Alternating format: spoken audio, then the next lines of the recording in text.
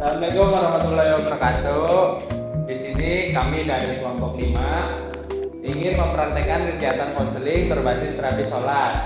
Perkenalkan, nama saya Mohreza sebagai pemberi kata pengantar. Saya Sahiba Alia Putri sebagai konselor.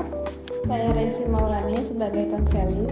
Saya Istiqomatun Naimah sebagai konten kreator. Terima kasih, selamat menyaksikan. Jadi di sini kelompok kami ingin mempraktekkan kegiatan konseling berbasis terapi sholat. Teman-teman tentunya dalam kehidupan sehari-hari seseorang itu pasti pernah merasakan perasaan bingung, cemas, dan khawatir. Jika perasaan tersebut terus dibiarkan dan semakin memburuk, maka akan berdampak buruk pada kehidupan seseorang yang mengalami hal tersebut. Lalu ada salah satu solusi untuk mengurangi rasa cemas, bimbang, dan takut, yaitu dengan menggunakan teknik konseling spiritual berbasis sholat. Faidah dan manfaat sholat antara lain sebagai berikut. Yang pertama itu menguatkan tali hubungan dengan Allah Subhanahu wa Ta'ala. Sesungguhnya seorang muslim ketika ia menjalankan sholat dan terbiasa, maka itu memperkuat hubungannya dengan Allah. Yang kedua itu ada menyucikan ruh dan menaikkannya pada derajat yang mulia. Tidak ada keraguan dalam menjaga hubungan baik dengan Allah Subhanahu wa Ta'ala yang dapat menaikkan dan melengkapi derajat pelakunya dengan sholat. Yang ketiga itu membuat gemar beribadah dan menjauhi maksiat. Seseorang yang melakukan sholat, selalu berdoa, taat pada Allah Subhanahu wa Ta'ala, dan menjauhi larangannya, itu perkembangan sholat dapat mencegah kejahatan dan jatuh ke dalam lembah dosa. Rasulullah SAW bersabda bahwa sholat itu untuk mencegah dari dosa. Selanjutnya melunakkan hati. Berdoa kepada Allah Subhanahu wa Ta'ala, memperlama ruku dan sujud, jangan diragukan lagi untuk bisa menenangkan hati yang lagi gundah dan cemas, lalu memperoleh ridhonya Allah. Yang terakhir, hasil yang dicapai dengan sholat adalah sarananya untuk memperoleh keridhaan Allah Subhanahu wa Ta'ala dan sarana mendapatkan anugerah tentunya yang agung dari Allah Subhanahu wa Ta'ala adalah masuk surganya. Selanjutnya mari kita saksikan kegiatan praktek konseling berbasis terapi sholat.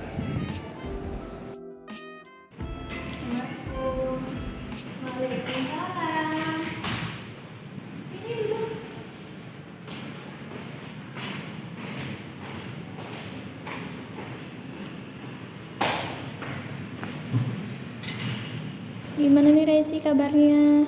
Alhamdulillah baik. Baik. Kenapa nih kok datang ke aku? Pasti ada yang mau diceritain ya? Iya, mau sedikit curhat, cerita. Cerita apa kok boleh tahu? Jadi gini ya buat kayak ini kan aku kan sekarang udah semester 5 nih. Kayak sebentar lagi kan lulus kan, setahun lagi berapa. Terus kayak tiap malam tuh kayak suka overthinking, bingung gitu. Ini kedepannya takut gitu, kedepannya gimana gitu, kayak takut mau kerja apa gitu, mau lanjut kemana gitu. Terus kayak kalau nggak jadi apa-apa gimana, kayak takut dari sekarang tuh udah dipikirin, jadi kayak gelisah gitu, kayak perasaannya tuh kayak nggak enak gitu. Cemas ya? Iya, gimana gitu. Ya, aku juga pernah ngerasain kayak kamu, kayak kita bingung nanti masa depan kita tuh bakal kayak gimana gitu ya. Nah, aku punya solusi sih, itu juga kalau kamu mau. Apa gimana itu solusinya? Aku punya pengalaman kayak kamu kayak gitu, cemas sama masa depan.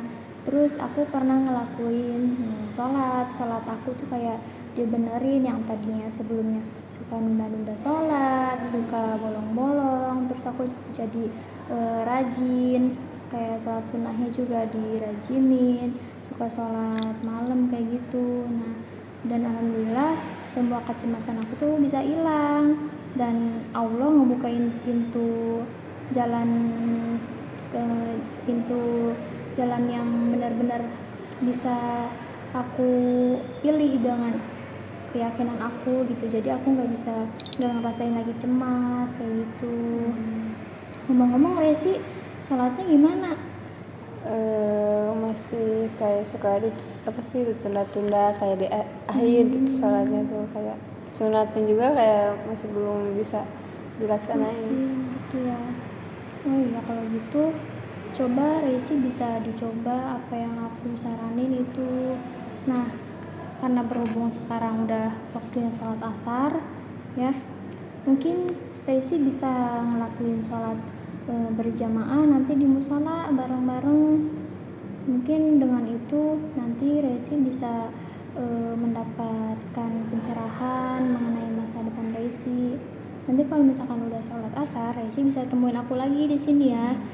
Terus kita cerita apa yang kamu rasain setelah sholat itu seperti apa kayak gitu. Oh, baik, terima kasih Putri solusinya. Iya, Sekarang sama-sama. aku mau sholat dulu, nanti aku kesini lagi. Nanti sholatnya yang khusyuk ya, yang pasrahin semua masalah kamu, kecemasan kamu sama Allah. Nah, aku punya solusi nih. Kamu bisa berdoa, ada tiga waktu saat sholat. Kamu bisa ngungkapin doa kamu pas saat kamu lagi ruku. Setelah ruku kamu bisa ngungkapin doa-doa yang kamu ingin capai apa. Terus di saat sujud terakhir juga bisa. Terus di sesudah tahiyat akhir sebelum salam kamu bisa juga ngedoain di situ. Itu insya Allah Allah bakal ngasih jalan yang terbaik untuk kamu. Baik. Udah, kalau gitu Resi bisa ngelakuin sholat itu sekarang ya, karena udah masuk jam asar. Terima kasih Putri sarannya. Iya, sama.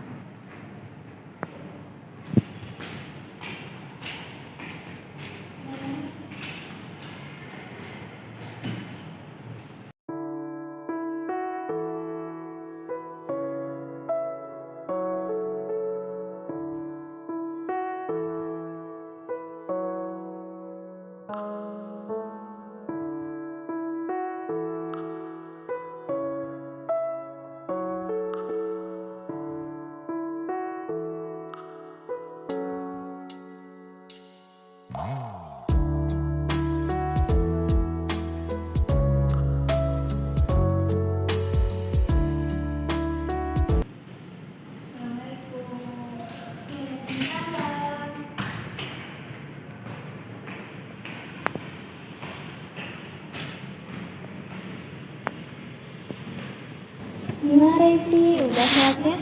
Udah baru selesai. Gimana perasaannya sebelum kamu waktu sholat sama sesudah sekarang udah waktu sholat? Perasaannya kan pas tadi kan sebelum sholat kayak masih gelisah kan, kayak masih bingung gitu, masih kayak cemas. Terus pas tadi udah sholat emang kayak dipasrahin kan, kayak berdoa sama Allah. Terus kayak pas beres tuh kayak enak, kayak lega gitu, kayak hatinya lebih tenang gitu. Kayak iya, enak pas sholat lebih khusyuk tuh, efeknya emang Luar biasa ya, alhamdulillah. Nah, itu baru satu kali sholat ya. Coba kalau misalnya Resi dirutinin sholat sunnahnya, qobliyahnya, ba'diyahnya, atau ditambah kayak sholat duha, sholat tahajud, insya Allah Allah bakal ngasih jalan yang benar-benar gak diduga-duga sama Resi kayak gitu. oh, jadi harus lebih Iya, dirajinin lagi ya. dirajin lagi. Ya emang lebih utama tuh sholat fardu ya, sholat wajib yang 5 itu. Tapi kalau misalkan Resi mau emang lebih dahsyat manfaatnya, Resi bisa nambahin sholat sunnah lainnya, kan banyak tuh. Jadi kayak gitu, insya Allah Allah bakal kabulin apa yang Resi minta kayak gitu. Jadi karena emang Resi udah ngelakuin sholat, udah ngepraktekin apa apa yang aku suruh, dan alhamdulillah ya hasilnya luar biasa ya. Resi bisa ngerasain ketenangan dari sesudah sholat itu. Oke Resi, karena waktu konseling kita sudah habis dan Resi udah mendapat sedikit pencerahan, mungkin dicukupkan aja ya konseling hari ini. Nanti kalau misalkan Resi ada kecemasan lagi atau ada permasalahan lain, Resi bisa hubungin aku lagi, bisa datang ke sini lagi ya. Baik, terima kasih semua solusinya. Iya, sama-sama Resi. Terima kasih telah menyaksikan video dari kami. Kurangnya mohon maaf. Semoga bermanfaat. Assalamualaikum warahmatullahi wabarakatuh.